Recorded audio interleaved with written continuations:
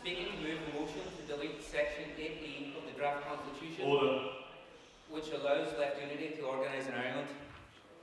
Writing during the Algerian War of Independence, Jean-Paul Sartre attacked what he called neo-colonialist mystification, that perhaps well-intentioned belief that colonial domination is not the problem.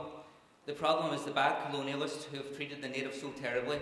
The belief that reform of the system is all that's required and the native will be happy.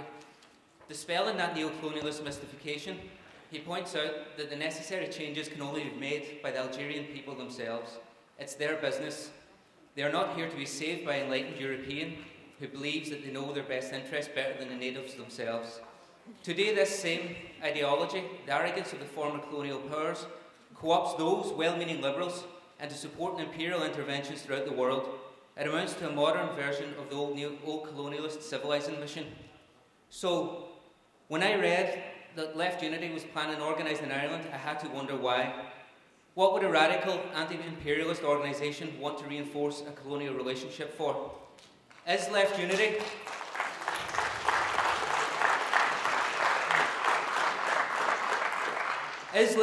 signalling that it approves of the original partition of Ireland under the threat of an immediate and terrible war? Is it the belief that the natives can't sort out their problems themselves, that an intervention is required by those in another country who think they know better? Is Left Unity intent upon its own civilising mission? Such acts are not radical or revolutionary. They're arrogant, disempowering and conservative. Already there are many parties that position themselves on the left in Ireland, a large number of them in the 6 counties. Does Left Unity want to signal that it can do a better job than the natives? To me, that would be an arrogant intervention on a par with the imperialist interventions that I know you all oppose. 30 seconds. But to me, that's exactly what Section 8E says. I therefore ask for your support to support this motion to delete Section 8E from the Constitution. Thank you. Thank you. I'll take one speaker against if there is one. No speakers against?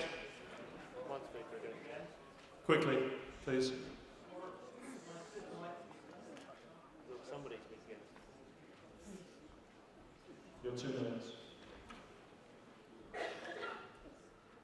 The question is not whether Left Unity supports... Could you name, please?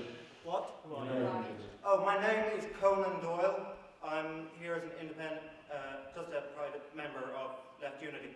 I'd like to suggest that the question is not whether Left Unity, by accepting membership from Northern Ireland, accepts colonial domination of Northern Ireland, but whether we wish to actually allow people who align with us to get their representation in the national government which is oppressing them. And surely the only way that, surely we should allow them to take advantage of our structures just as we want to take advantage of those structures ourselves. That's basically the point I have to make.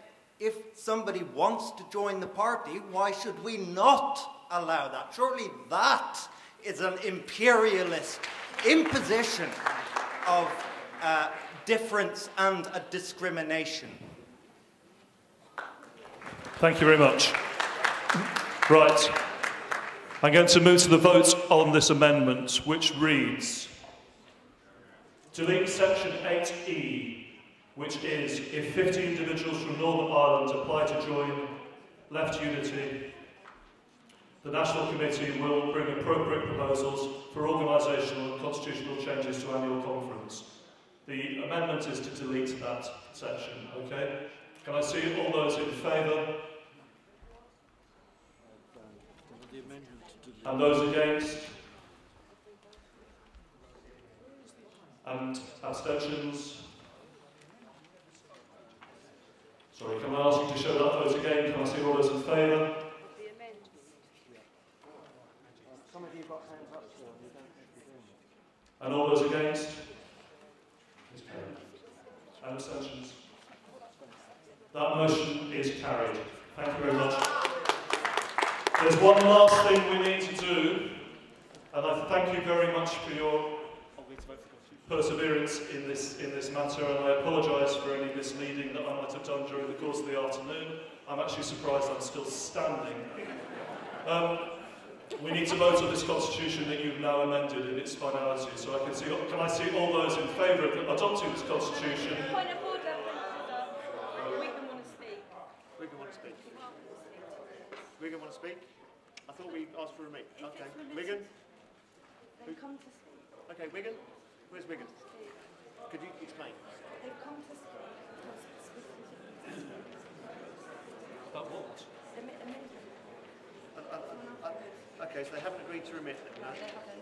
They haven't agreed to remit. I thought they had. Okay, Wigan. You haven't agreed Okay, to fair remit, no? enough. Okay. Okay. Okay. Sorry, conference, I was under the impression that Wigan had remitted, they haven't, they're going to speak to their amendment, okay. Now remit a motion. Okay. It's under here. It's for section 4. I've been waiting that long, I nearly forgot what I'm going to say. Right, This is page 28, section 4, just a moment, Wigan, okay? This is the Wigan amendment on the dangers of London-centric organisation. Okay, you have 2 minutes, please, thank you. Right, Stephen Hall, I'm from Wigan Left Unity, also a member of the Wigan Diggers. I won't give you a song, I haven't got the time, but I could do. This motion already partly, the section on the Constitution, he already partly addresses this issue, but not in sufficient strength in my view. We've already had talks, during the event today about pluralism, inclusivity, positive action in favour of women and disabled people and so forth. And right at the beginning of this session, the IDCC talked about, framing this constitution with the cognizance of an unhealthy and unhealthy concentration of power. And what this motion tries to, this amendment tries to address is that very issue, because pluralism also applies to, the people of Britain. We live in a country, that includes an entire island. It's not London and the provinces. And the only way we're going to ensure we win any elections, we have to win a national election. And if you look at the, the map of Britain, the political map of Britain, you'll see, the places we most likely do well are in the north of England and in places like Wales and Scotland, where, Labour are actually stronger, we're more likely to win seats. And yet, we're dragged off to London regularly for meetings as if London is the only place in the world. And, Britain consists of London and a few other places. I have nothing against people in London. Probably half the people in the room here who are from London, I probably know them. But the point is, we need to empower people from elsewhere in this country to get to recognise that this is their party and that decisions aren't something that's just made by a small group of people in London and passed down to everybody else like 30 seconds. Other parties do. And to do that, in my view, we need to make sure that we move meetings around the country regularly. London's about eighth of population of country. Well, eighth of meetings should be in London. Let's move to others, to places like North West, where we've got big cities like Liverpool, Manchester and so forth. However, we don't want, any big city domination. And for me, one of the things we need to ensure we don't have a permanent office in London where everything's decided. Thank you. In my view, we should move it to Birmingham, somewhere like Thank that, you. and move meetings round the country. Thank you. Thank you very much.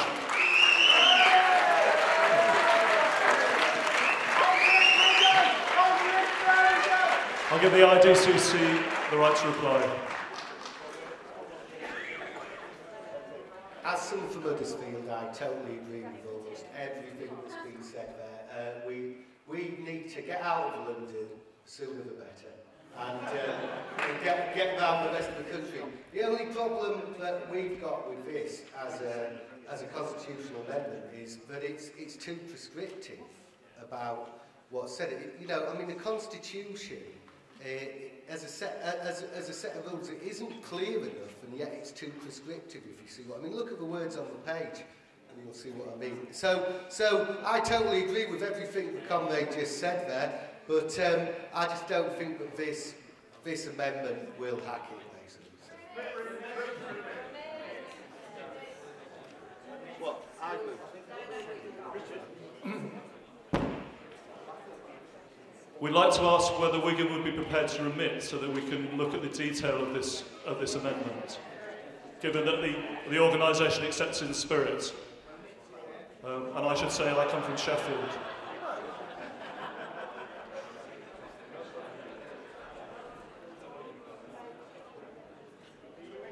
Is there anybody from Wigan? No? Okay, fine. In which case, can I put this amendment to the vote, please? All those in favour? 28. 28. 28. Sorry, put your cards down, please. I think accepted. It's page 28. Amendment 2. What's that? No idea. Sorry, we just don't know. And that's to delete clause E and to replace it with the clauses that are put under the Wigan amendment. Is everybody with us? Okay, do you know what you're voting on? Right, can I see all those in favour of this amendment? And all those against? And abstentions? Sorry, we need to have a count on this.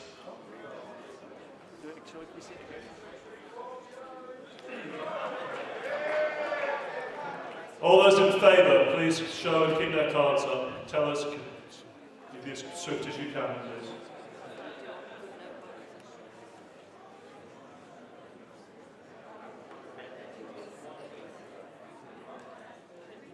How can we have a constitution to have a head office in Birmingham? How can we do that? The constitution pretty much have a head office in Birmingham. Ray, I know you've got to what you want to do. No.